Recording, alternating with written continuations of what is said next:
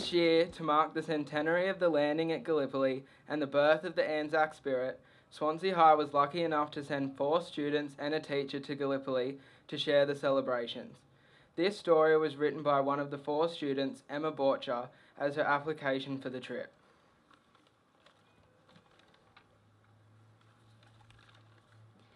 They shall grow not old, as we that are left grow old. Moonlight glistens off the barrels of our guns as the boats creep closer to the shoreline. Only nights ago, we were talking loudly and laughing and sharing stories from home, but no one says a word now.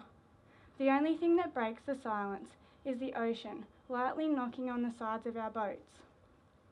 The cliffs of the land ahead are tall, taller than I would have imagined. Ominously silhouetted by the starlight, I look around me. No one looks at anything but their heavy boots. At home, before this all started, they made the war seem like a great adventure that we would remember forever. And they were right, but now it seems memorable for very different reasons. I wonder which of these men around me have been chosen by death. Which of them will be lucky enough to see the sunset tonight? Which of us will forever be left in an unfamiliar land? The boats edge closer and closer to the shore until we all suddenly stop. For the first time in what feels like forever, we all look up at the captain of the boat in confusion. Now's the time, lads. Get your rifles ready. It's time to make your country proud. All of Australia will be watching us on this day. Let's make this one count, boys, yells the captain, standing proud, a figure of strength and power for the rest of us. We need to get out of the boats now. From here, we wade to shore. We don't question him, and we never have. We've just always known to trust him.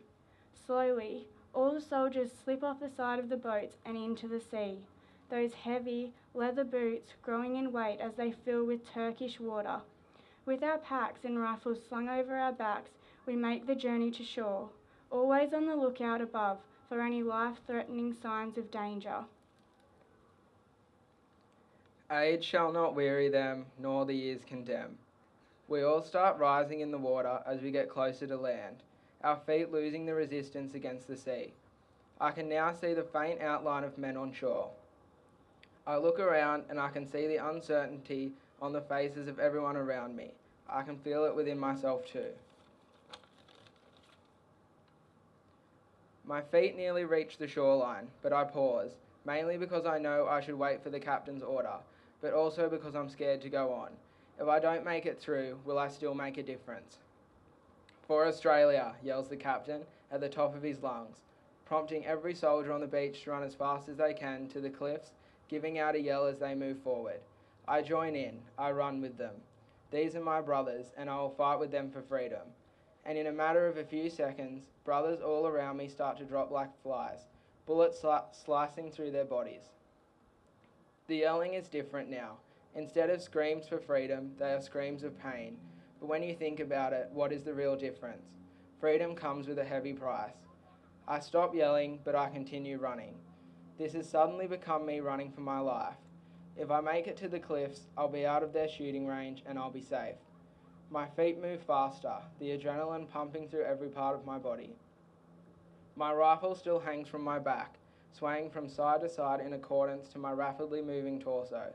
I dodge the falling bodies, the sweat dripping from my pores, seeing the bright flashes of the rifles of the men on the cliffs.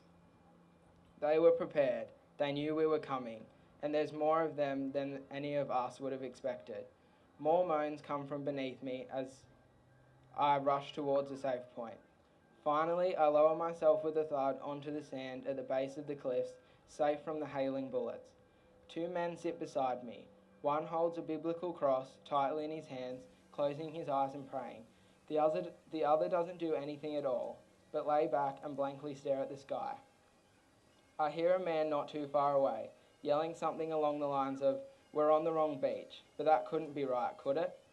I look out across the beach. The sand is littered with bodies and the rain of bullets never seems to cease.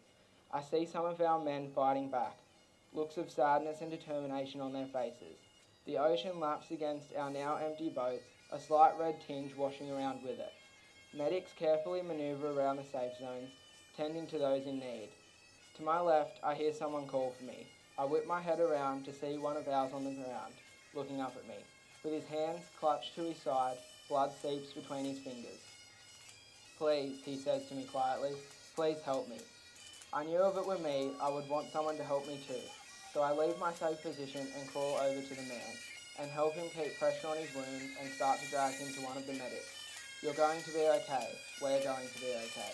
I keep telling him until I feel two bursts of pain flash straight through my body like melted butter.